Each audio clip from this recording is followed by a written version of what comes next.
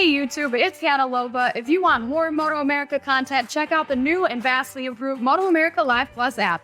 It's the only place you can catch all the race action in one place all season long. Click the link in the description below. You know, Greg, the thing is, this weekend so far, we've seen some issues with all the bikes, really. I mean, it's 6 laps. It's 6 hard laps on these 600-pound plus motorcycles that are ripping around the high banks of Daytona. Here we go, revs are up, lights off, and we are away racing Mission King of the Baggers. The first one of the 2024 season. It looks like the 17 of Herfoss might have a bit underneath to lead us into turn number 1, and there he goes. Yeah, Troy Herfoss leading the way over his teammate, Tyler O'Hara. Then you got the 2 factory Harleys. Kyle Wyman gets bucked up out of the seat. And then James Rispoli, and you can see Gillum coming down the inside. He's going to run wide. Yeah, he was way deep there. Rispoli talking about how he likes the rear tire to spin so he can control it. And here's a pass for the lead. It's Tyler O'Hara who goes around, so teammates getting after it. All the while, double draft. Kyle Wyman's able to close up going into the chicane. Rispoli had made the pass on Gillum, and Gillum didn't want to give it up. Goes back past James. James is getting thrown around that seat a lot on this opening lap. As you can see, he's going to be the 5th bike, Greg, so he's in a great spot here as Kyle Wyman pulls out of the draft of Tyler O'Hara. You see those two running side by side there in 2nd place. Coming off that bank and towards the tri-oval, Kyle will do his best to get in behind Troy Herfoss, as Troy Herfoss is going to lead his first lap of bagger action here at Daytona. Kyle Wyman, the 33 on that factory Harley-Davidson road glide. It's good racecraft, I think. Kyle can hear it or see it or feel it. Whatever it is, he's not turning that big Harley in because he knows somebody's coming through, and that's all right this early in the race with that kind of stuff happen. As you can see, Hayden Gillum now trying to go down the outside of Kyle Wyman, and he's able to make that pass move. So the number 1 on that Vance and Hines win races, so he didn't get off to the start he likes. He's gone the fastest first split on this lap, 57.9 to the leaders, low 58 seconds. So Bobby Fong on that 50 is on his way to forward.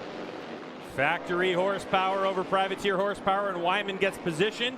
I mean, you're talking about baggers that are going 183 miles an hour, 185 and a half in some cases on a 620-pound motorcycle. That's definitely going to beat these things up. Yeah, and you look at what's going on here. There's a lot of battling between the first 4. Rispoli sitting there in 5th, just kind of watching it. And yeah, you can see a lot of action going on here. Kyle Wyman, he closes the door this time. He went into the horseshoe nice and tight. Yeah, he had the fastest lap of the race at a 50.82, but he's got to turn it into something as Herfoss.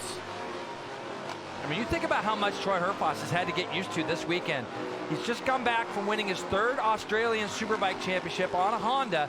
All of his championships over there, I believe, Greg, have been won on a Honda. He gets signed over here to ride for Indian, and now he's leading this bagger race at a track he's never seen, and obviously he's heard about a lot. And he's out front, and he's leading 2 Harley-Davidsons with his teammate in 4th. Rispoli should be able to pick back up, and look at the difference here. Hayden Gillum just getting pulled away from ever so slightly on that banking. Pass for the lead. For the moment, it was the 33 who went to the lead, but as they come to the stripe, is it going to be the Indian Challenger or the Road Glide taking the lead? So it's going to be Kyle Wyman who's credited across the line, but Herfoss late on the brakes into turn number 1. He'll get it back to a 620-pound bagger. No matter how good they handle, it can't be easy. Yeah, but Greg, over all the years that you've been in the paddocks, you've seen relationships form between riders and crew chiefs, and having somebody there in your corner that you can at least talk to and understands what it is that you mean when you're talking about whatever setup changes you might need is a big deal. As you can see, a black flag is being waved there. I don't know if it's for any of our 5, but you definitely saw a black flag being waved as they entered the chicane. These 2 guys right now, if they work together, they're doing their best to try to separate themselves. Kyle Wyman with a tremendous run out of that chicane, as you see the other 3 bikes just tailing off behind. Kyle Wyman with the fastest 2nd split of the race. And this is going to be really important for the 17 of Herfoss to start understanding how far back he can be in order to still catch the draft.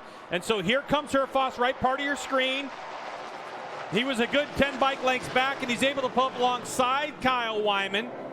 And he goes fastest lap of the race at a 150.671 for the 17. Oh, Gillum's going straight. Oh, so the number 1 plate is going to be relegated back to at least 5th place.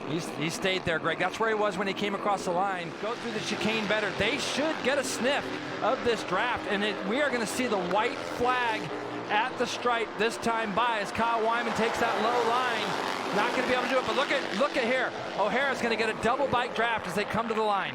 O'Hara with the test to see what he needs to do on the last lap. Will he actually roll off the throttle a little bit? As long as he's got the gearing on the motorcycle and the tire to pull it off. We're talking about the 43 Rispoli, who's currently in 4th place. This is a good tight shot. Watch how loose this bike's getting as we see a rider go down. Is that Herfoss? I can't tell if it's Herfoss or O'Hara right now, but it looks like they rode it. If he thinks he can do it, Herfoss had that move pulled on him earlier in the challenge race, and he did the same thing, hoping that he's going to be able to draft. Let's see if Rispoli double drafts them both. Factory Harley-Davidson versus Factory. To the line we go. It's the 33 leading. Here comes Herfoss. He's got a great drive. He's trying around the outside, but it's going to be Kyle Wyman who holds him off by 18 thousandths of a second, with Rispoli just a 10th of a second behind. And the Indian motorcycle of Troy Herfoss will be the meat of the sandwich of the Harley-Davidsons. Kyle Wyman and James Rispoli. Really well played, but Greg, Herfoss played a little bit of a game coming out of the chicane, checking up the way he did, and he just didn't have the bike underneath him to quite get him. James Rispoli right there in the mix. Hayden Gillum had a good run at it, just couldn't quite get that draft at the end. Tip of the cap to Rocco Landers, who had a bit of a lonely race on his own. Sorg Fong. Go all the way down to Travis Wyman, and then you look at, Ruben Zaus, Corey West is out, Tyler O'Hara 10th.